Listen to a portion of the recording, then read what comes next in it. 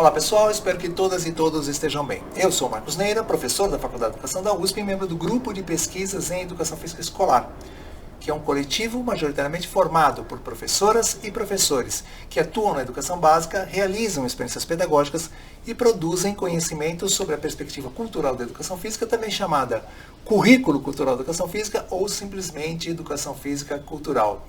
E esta é a 14ª e última videoaula da disciplina Fundamentos Teórico-Metodológicos do Ensino de Educação Física, um componente curricular obrigatório do curso de licenciatura em Pedagogia da Faculdade de Educação da USP.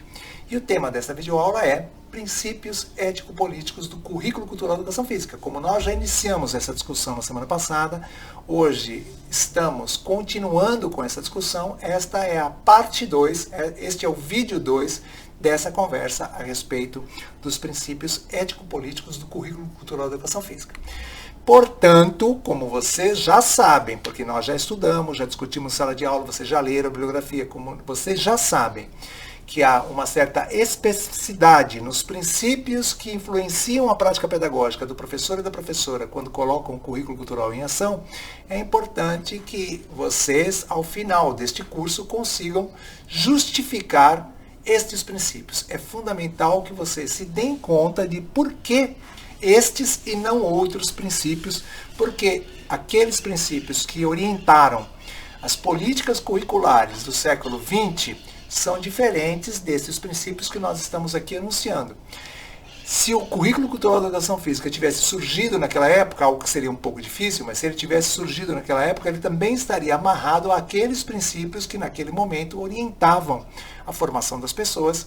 E, obviamente, houve um acúmulo de conhecimentos, houve uma série de pesquisas em todos os campos da área educacional que nos permitiram hoje acessar a teorização pós-crítica, que nos permitiram hoje pensar a escola de uma certa maneira e que nos permitem hoje pensar a educação física de uma certa maneira. Então, não há nada de tão especial assim nessa situação.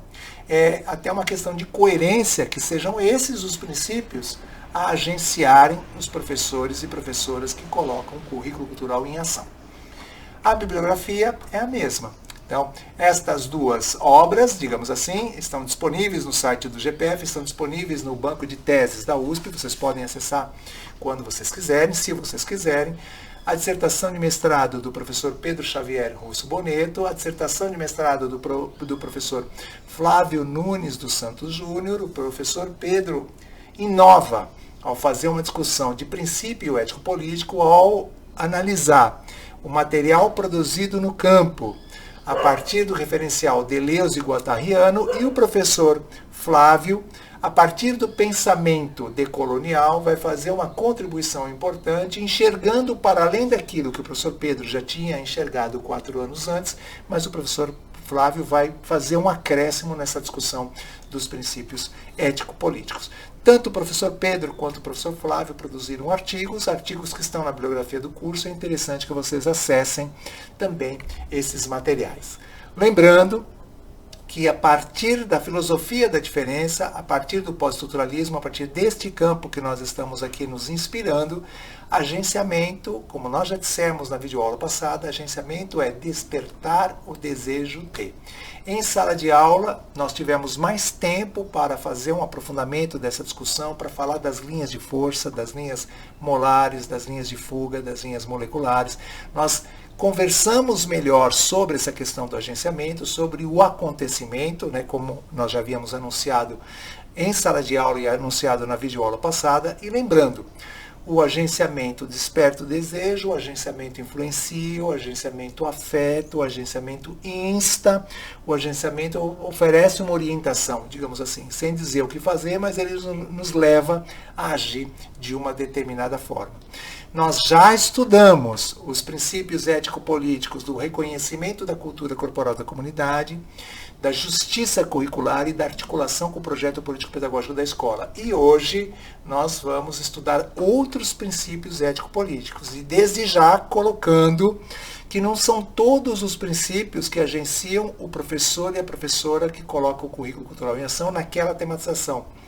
Em algumas tematizações ele está mais agenciado por alguns princípios, em outras tematizações ele está agenciado por outros princípios. Para mim, como eu já disse, para mim é uma grande tristeza o resultado dessas pesquisas, porque eu tinha como pressuposto, lá no início dessa discussão do currículo cultural, que todas as pessoas pudessem colocar o currículo cultural em ação. Mas o estudo do professor Pedro, o estudo do professor Flávio e mais recentemente outros trabalhos têm mostrado que não são todos os professores e professoras que podem colocar o currículo cultural em ação, que colocariam, que desejam colocar em ação o currículo cultural pelas razões que nós já estudamos em sala de aula. Pois bem, logo de cara, para evitar confusões, vocês se lembram que nós finalizamos a videoaula da semana passada estudando a justiça curricular. Na sala de aula, nós também reforçamos a ideia de justiça curricular. Como ela aparece, o que representa, como ela tem agenciado professores e professoras. Mas é comum que as pessoas confundam o princípio ético-político da justiça curricular com o princípio ético-político da descolonização do currículo. Mais de uma vez nós já conversamos sobre as características das práticas corporais que historicamente dominaram o currículo e se tornaram hegemônicas no currículo. Esportes e brincadeiras euro-estadunidenses, burgueses, cristãos e heterossexuais. Ou seja, estas práticas corporais elas estiveram muito presentes, seguem em algumas escolas muito presentes. Então, o professor e a professora, agenciado pelo princípio da descolonização do currículo, ele vai lentamente incorporando outras práticas corporais que pertencem aos grupos não hegemônicos, ele vai lentamente incorporando saberes, conhecimentos de outras práticas corporais que não são aquelas que estão tão presentes historicamente no campo da educação física. Ou seja, na medida em que a professora decide tematizar uma brincadeira de matriz afro-brasileira ou africana, uma brincadeira indígena ou uma brincadeira que só acontece nas periferias das grandes cidades, se o professor e a professora tematizarem pipa e discutirem cerol, e discutirem vários formatos de pipa, e junto com as crianças construírem pipa e também construírem capucheta na sala de aula e ajudarem as crianças a empinar pipa, etc, etc, esse professor e essa professora se mostram agenciados pela descolonização do currículo. É isso, certo? Ou seja, descolonizar o currículo é um processo de valorizar práticas corporais e conteúdos e saberes e conhecimentos e a cultura corporal de diversos grupos sociais. Veja bem, justiça curricular é outra coisa. O professor agenciado pela justiça curricular, ele faz uma alternância das práticas corporais em função dos grupos que as produzem e reproduzem. A descolonização do currículo é criar um espaço digno, importante para a tematização de práticas corporais e para a valorização de saberes outros dentro do currículo da educação física, práticas corporais pertencentes aos grupos minoritários. O professor e a professora, agenciados pela rejeição ao daltonismo cultural, eles organizam situações didáticas que mobilizam saberes diferentes dos estudantes. Ou seja, não é todo mundo que precisa fazer a aula, fazer a aula que eu digo participar da vivência ao mesmo tempo. Alguns podem participar da vivência e outros podem fazer outras coisas. Observar, registrar, orientar, sugerir, arbitrar, documentar, comentar. Ou seja, existem várias maneiras de participar de uma prática corporal, porque é assim que acontece do lado de fora da escola. A ocorrência social da prática corporal ela não envolve somente as pessoas que executam muitas vezes. Tem o pessoal que prepara, tem o pessoal que faz, tem o pessoal que comenta, tem o pessoal que documenta, tem o pessoal que reporta, tem o pessoal que analisa, tem o pessoal que sugere, tem o pessoal que orienta as outras pessoas. Ou seja, existem várias maneiras de participar da prática corporal, ou seja, da atividade na sala de aula, que não precisa ser sempre da mesma maneira. O professor e a professora que também reconhecem que as pessoas são diferentes e reconhecem que as pessoas se apropriam de forma diferente das coisas que são trabalhadas e que não estabelece patamares mínimos ou patamares máximos a serem alcançados, esse professor também se mostra agenciado pela rejeição do daltonismo cultural.